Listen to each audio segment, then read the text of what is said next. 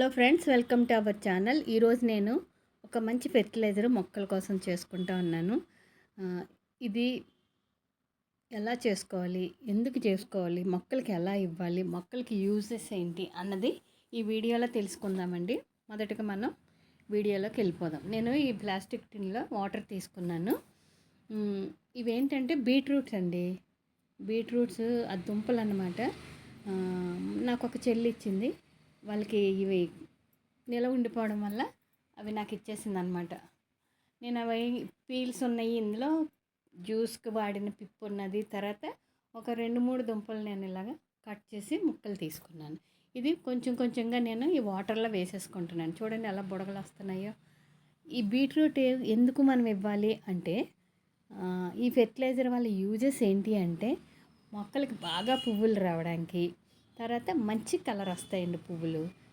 అందుకని మనం ఈ బీట్రూట్ ఫెర్టిలైజర్ని ఇవ్వచ్చు. తర్వాత ఈ ఆకులు చూడండి తెల్లబారిపోతూ ఉంటాయి కదా, అది ఎందుకు అంటే మెగ్నీషియం లోపం వల్ల ఆకులు తెల్లగా వచ్చేస్తాయి.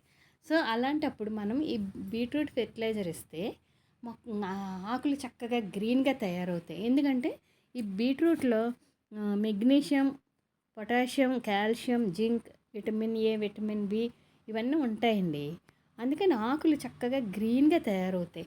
మొక్కకి ఆకులు గ్రీన్గా తయారైనప్పుడు దాంట్లో పత్రహరితం పెరిగినప్పుడు చక్కగా ఫుడ్ తయారు చేసుకోవడానికి కూడా ఇది ఉపయోగపడుతుందండి.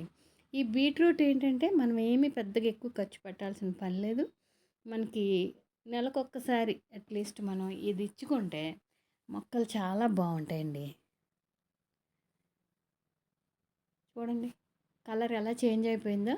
దీంట్లో కొంచెం బెల్లం కూడా వేసుకోవాలి. వేసుకుంటే చక్కగా తయారవుతుందండి. మంచి వాసన వస్తుంది.